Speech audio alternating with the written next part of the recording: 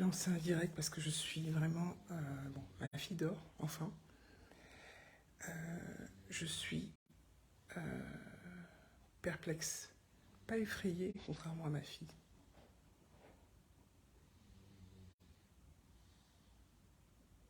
Avez-vous entendu ce que j'ai entendu?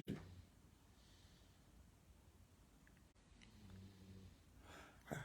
Donc,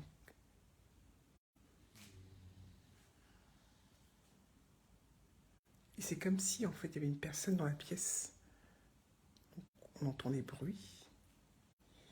Au niveau même de la chaleur de la pièce, c'est comme si une personne était dans la pièce, voire même deux. Mais impossible de... À part les bruits... voilà. Tout à l'heure, je me suis levée parce que j'avais l'impression qu'une personne s'est assise sur le canapé. Il n'y a rien.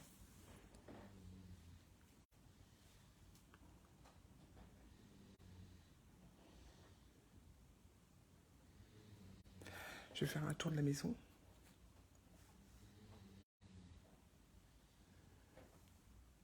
Pour que vous puissiez observer qu'il n'y a que moi et les enfants.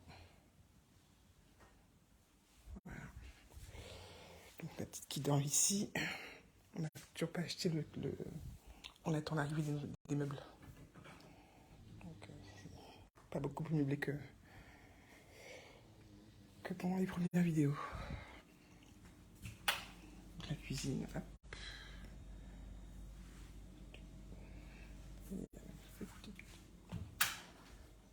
Je vais vérifier si les gosses dorment. Évidemment, on ne peut pas dormir. Les ados. Hein.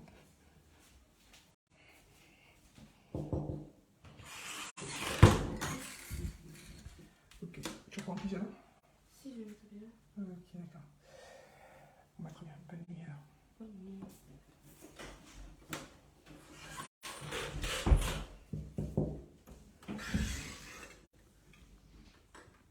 Tu prends en pyjama? Pourquoi? Pour dormir.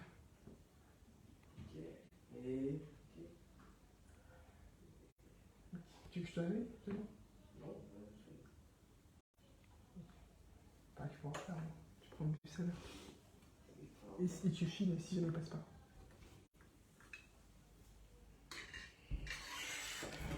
La salle de bain.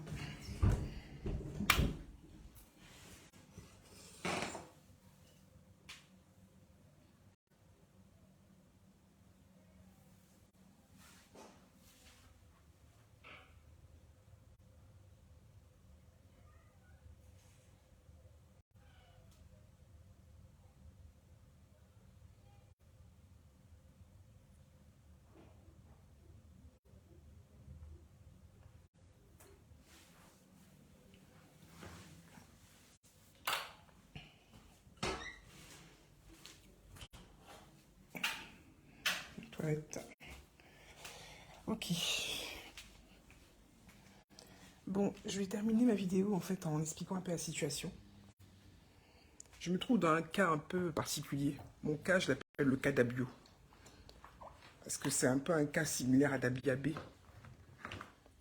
Sauf que là, en fait, c'est un réseau. Donc, j'appelle le réseau d'Abio.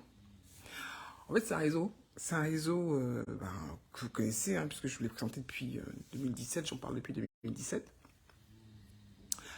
Et c'est un réseau qui se reconstitue à partir en fait des antennes locales. C'est-à-dire que partout où vous allez, où on va, il se reconstitue à partir des ressources locales. Là ici, mais c'est toujours la même souche. Hein. La souche en fait en ce qui me concerne, c'est une souche qui est démarrée à Aulnay-sous-Bois. C'est un réseau en fait intrafamilial, de violence intrafamiliale, intercommunautaire, intracommunautaire. Je l'ai expliqué en fait 3 niveaux différents. D'abord au niveau de la famille, parce que ça commence là, c'est la base. Les gens qui sont issus de familles solides ne sont pas attaqués. C'était mon cas du vivant de mon père. J'ai jamais été attaqué. Et aussi de ma grand-mère. C'est quand ils sont morts que les soucis ont commencé. Parce qu'ils ne s'en prennent qu'aux familles en fait où il y a des brèches quoi. Ensuite, au niveau intercommunautaire et intracommunautaire, donc intercommunautaire, ma communauté, hein, et intracommunautaire, ma communauté, intercommunautaire, ça a été en fait délégué à des mafias, à des backgrounds mafieux d'origine maghrébine au départ, et ensuite, quand j'ai déménagé au Lila, il y a un réseau mince réseau séfarade qui s'est vite fait, mafieux séfarade qui s'est vite fait greffer au reste. Mais en fait, ce réseau s'est greffé surtout par opportunisme, parce qu'il voulait me faire partir, parce qu'en fait, euh, en gros, comment ça se passe? Les mafieux font peser sur la population une menace. En gros, si cette personne ne quitte pas votre voisinage, ben il y a un risque d'attentat, il y a un risque de... Ils pourrissent en fait, ils créent un pourrissement qui, de fait, comme les gens sont pas courageux, sont plutôt lâches, je les comprends en même temps, ils veulent être tranquilles, bah, ils se rangent du côté des bourreaux. Là, aujourd'hui, je suis hébergée par le bailleur, enfin je suis hébergée, j'ai un bail par le bailleur Séquence. Le bail est à mon nom. J'habite ici dans le cadre justement d'une protection parce que j'ai produit en fait des, des preuves, des plaintes par rapport aux violences que je subissais, qui sont réelles. La preuve elle continue ici. Et je devais donc, et donc je suis mise à l'abri avec mes enfants ici. J'ai un bail régulier. Il est à mon nom seul. J'occupe donc cet appartement avec mes 3 enfants. Il n'est pas trop grand pour nous, hein. Il n'y a que 2 chambres. Comme vous avez pu le voir, c'est mon fils et ma fille, les 2 ados qui l'occupent. J'ai privilégié que eux et en fait des chambres parce ils font des études. Ils sont à une période charnière de leur étude. Ma fille a son brevet cette année-ci et mon fils son bac de français. Et moi, je dors ici, dans la pièce principale avec ma fille. Alors donc, il y a une succession, depuis qu'on est arrivé ici, il y a une succession de dénis de droit et de justice. D'abord, on a eu des intrusions à domicile, des intrusions et des vols. J'ai voulu aller porter plainte à la police, au commissariat de Neuilly-sur-Marne. On a refusé de me recevoir. Enfin, on m'a reçu, hein, mais on a refusé de prendre la plainte, alors que j'avais des preuves. Du coup, les gens, les harceleurs sont sentis autorisés à continuer, puisque à aucun moment on les a arrêtés. Ils ont continué à rentrer et à foutre le bordel, à foutre la merde dans la vie. Le commissariat ne s'est jamais expliqué sur le fait que les plaintes, il y a un refus de prise de plainte. J'ai donc écrit au GIGN. Le GIGN m'a répondu et m'a invité à poser une plainte auprès du TJ Bobigny par rapport à ce déni de droit. Bon, la plainte, je ne l'ai pas déposée. Je me suis dit, je vais quand même retourner les voir pour voir si vraiment ils ne veulent pas prendre la plainte. D'autant plus qu'entre-temps, le réseau était entré chez moi. Et là, pour le coup, ils ont carrément même versé en fait un liquide, je crois, un liquide rouge. Est-ce que c'est du sang? Peut-être, je sais pas.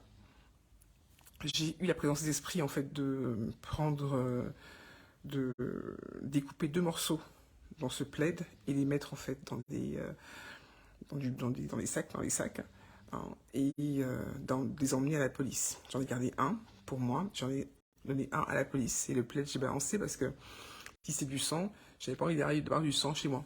Alors, j'imagine que les gens qui ont fait ça ont fait pour m'impressionner, genre sorcellerie, tout ça. Moi, je crois pas à la sorcellerie. Je ne crois pas du tout en la sorcellerie. En revanche, je crois à la cruauté des hommes. Et je sais que ce sont des gens qui utilisent des armes à énergie dirigée. C'est-à-dire qu'ils utilisent des armes et peut-être même des technologies encore plus furtives aujourd'hui. Parce que là, comme je vous le dis, hein, enfin, ma fille et moi, hein, j'ai Méa qui a 5 ans, on est absolument convaincus qu'ils peuvent entrer furtivement dans une pièce sans se faire remarquer.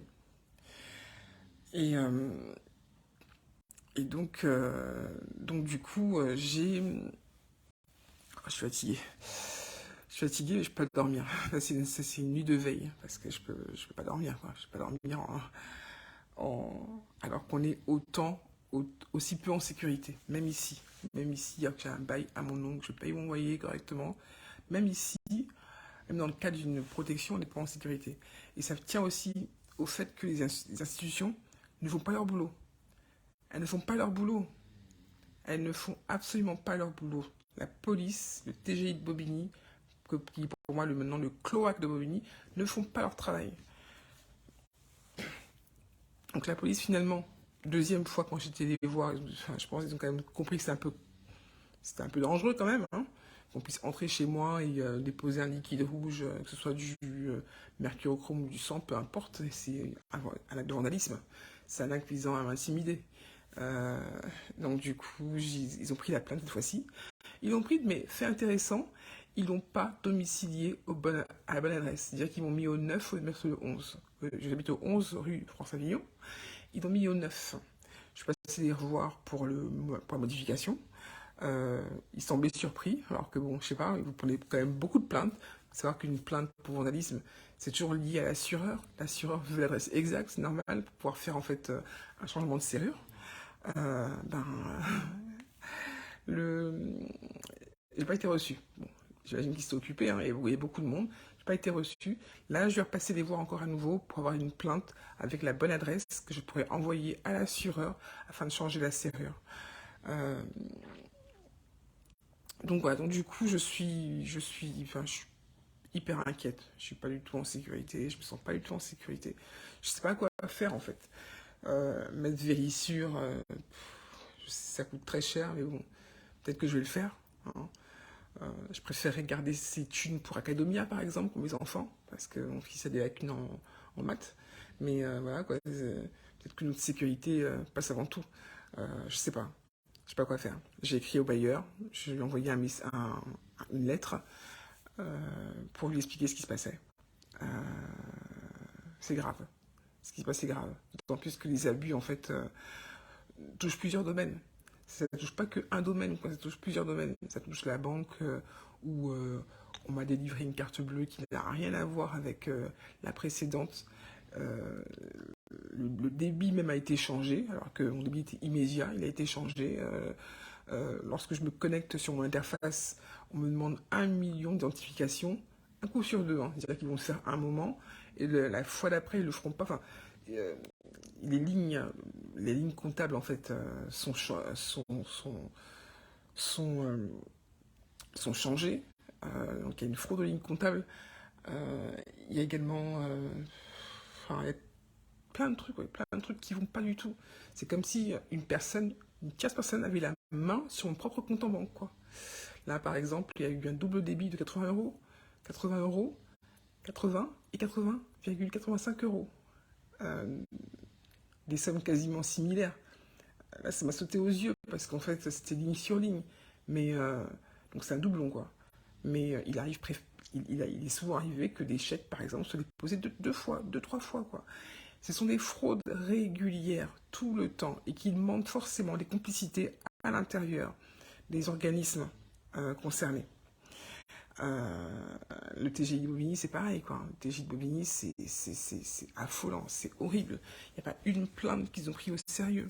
On m'a quand même signalé une fois que la plainte euh, contre un avocat qui avait été retourné par le réseau, je donne son nom, j'en ai rien à foutre, parce que si ça peut aider les gens, d'autant plus que je ne suis pas la seule personne qui l'a escroqué, Maître Kunku. Donc, c'est la plainte que j'ai déposée contre lui, et c'était une plainte qui en plus était étoffée parce que il avait été précédemment, j'avais réussi à le faire précédemment, condamné par le bâtonnier de Paris. Donc il y avait tout ce qu'il faut, il y avait des preuves, il y avait tout, le dossier complet. Il y avait, comme on dit, il n'y avait plus qu'à. Bah non, même là, ils n'ont pas réussi à le faire condamner, quoi. Vous avez rigolé, ils ont perdu la plainte dans les couloirs. Et comme s'il y avait une brèche temporelle, en fait, dans les couloirs d'Aubigny. C'est hallucinant, j'en peux plus, j'en peux plus. Et c'est comme ça à tous les niveaux. Il n'y a rien qui fonctionne. Quand on est ciblé par ce type de réseau, comme ils arrosent, c'est le terme, ils arrosent des gens, ils les paient, il n'y a rien qui fonctionne. La Poste, c'est une catastrophe. La Poste a envoyé mon enveloppe solo. Donc l'enveloppe solo, c'est une enveloppe qui protège les œuvres des artistes. Ils ont envoyé l'enveloppe solo au TGI de Bobigny et la plainte du TGI de Bobigny, j'imagine, ailleurs, quoi.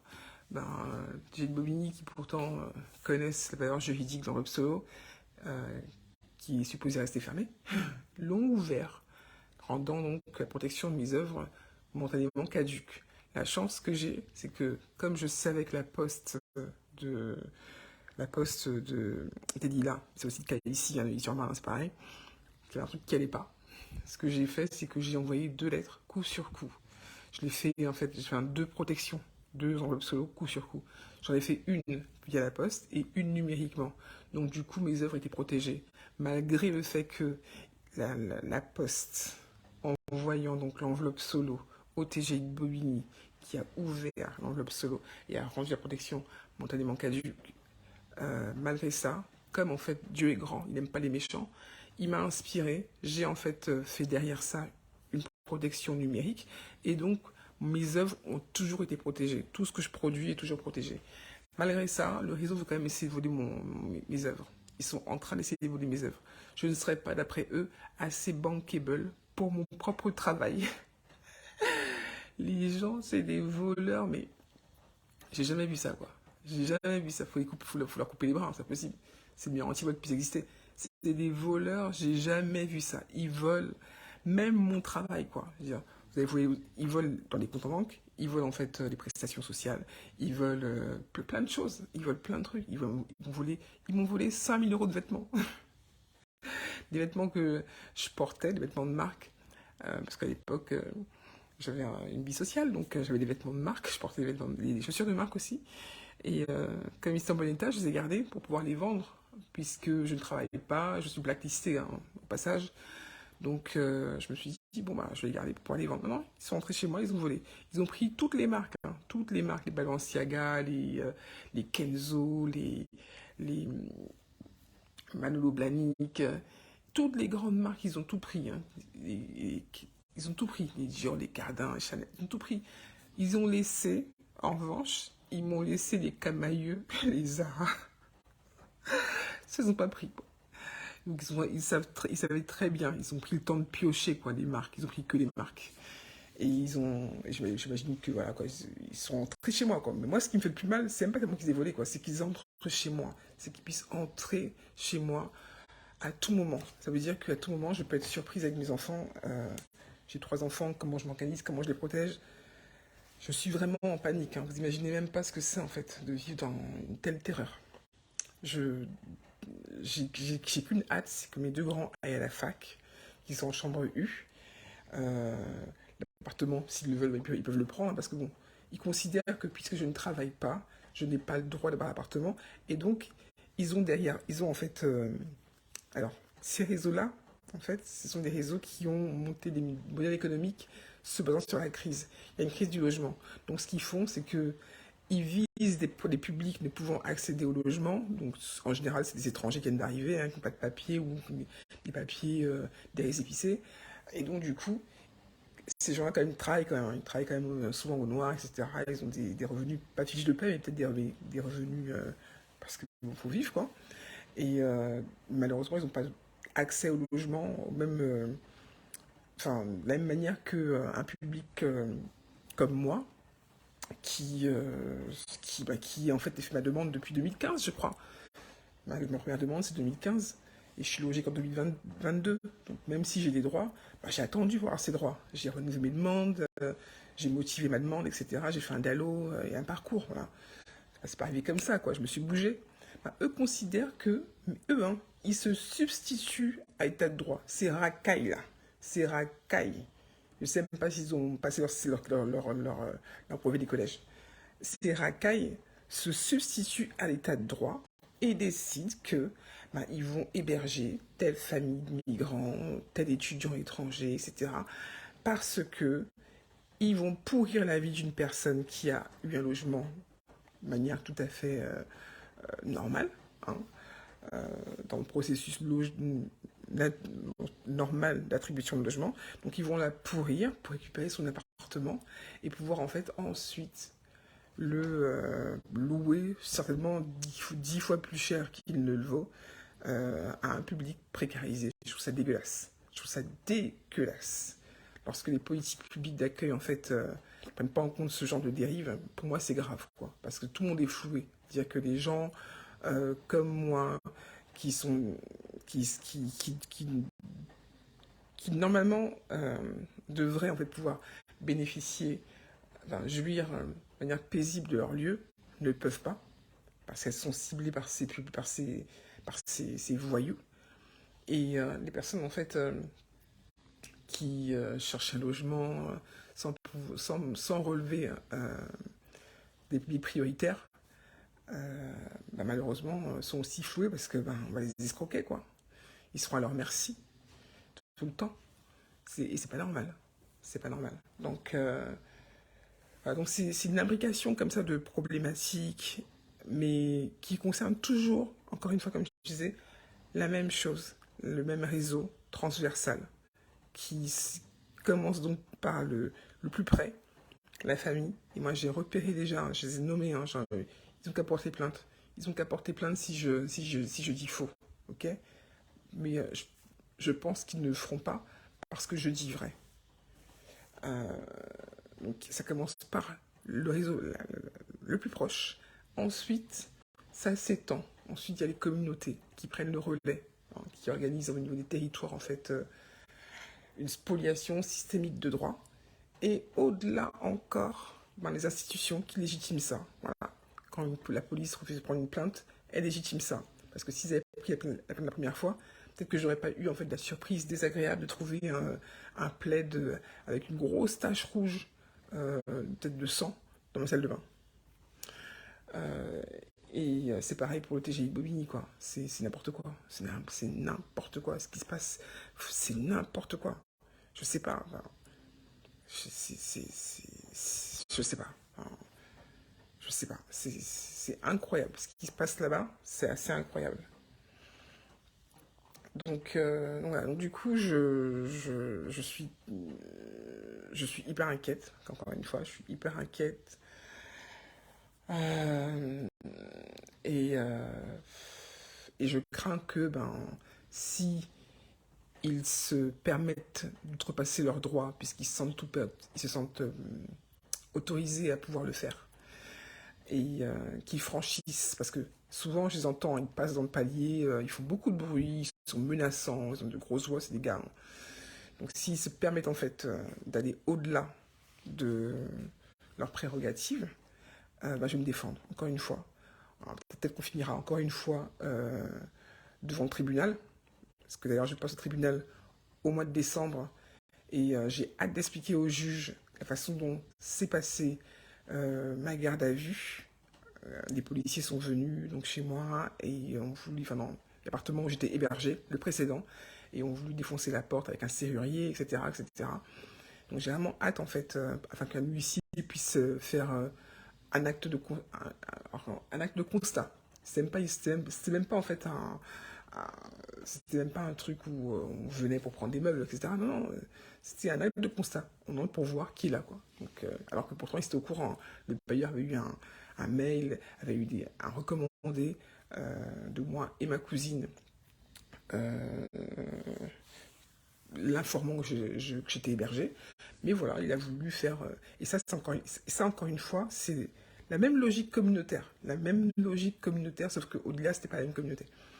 Donc pour revenir à nos moutons, là, on va placer l'église au centre du village. C'est-à-dire que je considère quand même qu'il y a un état de droit. Hein, on n'est pas dans Mad Max, pas pour l'instant, enfin, pas tout à fait. Donc je vais faire valoir mes droits. S'ils se permettent d'entrer chez moi sans... peu importe la raison, ils se permettent d'entrer chez moi, ils seront reçus, quoi. Ils seront reçus. Je suis prête à repasser encore au tribunal une deuxième fois. Et là, pour le coup, je suis chez moi, j'ai mon bail, j'ai mes factures et mes quittances à jour. Donc, j'attends fermement, de pied ferme, les gens qui vont entrer de manière visible, hein, ostentatoire chez moi. Parce que je pense qu'ils entrent de manière furtive. Hein. Là, par exemple, comme je vous disais tout à l'heure, c'est ma fille et moi, on a eu l'impression que... l'impression, en fait, même pas. On parle de fait réel.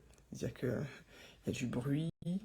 C'est comme s'il y avait une énergie, une masse dans la pièce. La chaleur n'est plus la même. Donc, il y a vraiment une présence. Puis, de toute façon, le dispositif, en fait, de nuisance acoustique qu'ils mettent, qu'ils utilisent depuis 2017, mais via les appartements mitoyens, je pense pas que ce soit un truc... je pense pas que ce soit un truc qu'ils utilisent. Enfin, je pense pas que ce soit un truc trop élaboré parce que j'ai pu les enregistrer. Je mettrai un lien dans les enregistrements que j'ai pu faire et que j'ai fait ensuite éclaircir par un ingénieur du son. Donc je pense que c'est plutôt un dispositif acoustique, là. Mais quand même, c'est un dispositif qui nous pourrit la vie depuis 2017, quoi. Ma fille qui est née en 2018, ben, elle les entend, quoi. Depuis qu'elle est née, hein, depuis qu'elle est née, elle les entend. Depuis qu'elle est née, elle est torturée, parce que c'est une torture. C'est une torture digne de Guantanamo. C'est-à-dire qu'on fait ça aux prisonniers de Guantanamo, et même en leur faisant ça, il y a toujours les gars là, les nanas, il y a toujours en fait une bande de droits de l'hommistes qui vont venir gueuler en disant que non, c'est pas bien, c'est hors de question que des prisonniers, même s'ils ont tué des tonnes de personnes qui subissent ce genre de traitement inhumain, machin, mais personne n'est là pour ma fille qui subit depuis 2018 en fait ce traitement inhumain. J'ai juste en fait comment dire, et en plus c'est honteux hein, parce que c'est de la part de personnes qui portent quand même des uniformes. J'ai juste en fait des remarques, on va dire, subliminales. Oui, il faut penser aux enfants. Je l'ai eu deux fois ça. Je l'ai eu une première fois d'une travailleuse sociale qui était directrice à CAS et une deuxième fois d'une policière. Mais c'est jamais direct, hein, c'est toujours dire oui, il faut penser aux enfants. Ah oui, dans ce cas, il faut se battre. Il faut se battre pour qu'on sorte de cet état totalitaire. Il faut se battre pour que ces réseaux imbriqués arrêtent en fait de faire chier les gens. Ouais, c'est comme ça qu'on pense aux enfants. On pense à l'avenir. C'est pas en jouant l'autruche et en collaborant. Hein.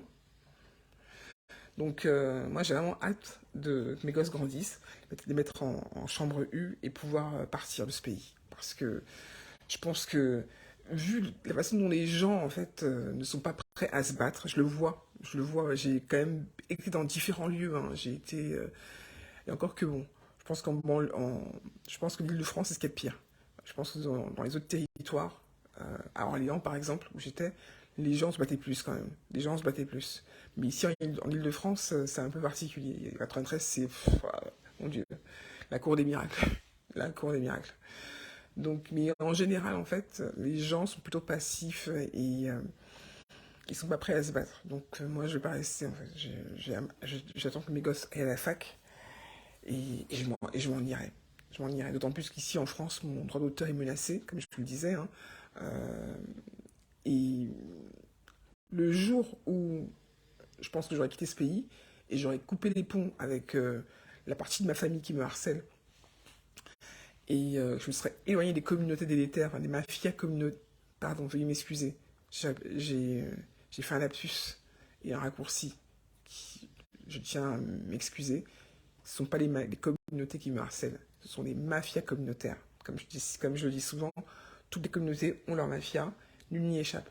Et donc les mafias communautaires qui me harcèlent en fait sont tellement imprégnés dans leur réseau communautaire que finalement on préfère souvent incriminer la victime plutôt que les coupables.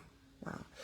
Donc j'ai vraiment hâte de couper avec tout ça et essayer de vivre ma vie, parce que la vie est courte et faut essayer de la vivre quand même un peu correctement. Hein. C'est un bien, c'est un don, c'est un prêt, on va dire. Enfin, c'est un don précieux. Elle nous est prêtée. Donc il faut vraiment en profiter. Et j'ai pas envie de me laisser pourrir comme ça, quoi, et subir ça. Je suis désolé, j'ai pas envie. Voilà, donc c'était un petit point sur tout ce qui se passe. Maintenant, je vais me poser, écrire et puis veiller, quoi, parce que je peux pas dormir. Comme en fait, ils entrent comme ça, tout le temps. Tant que la série n'est pas changée et qu'il n'y a pas une caméra, je dormirai pas bien, voire pas du tout.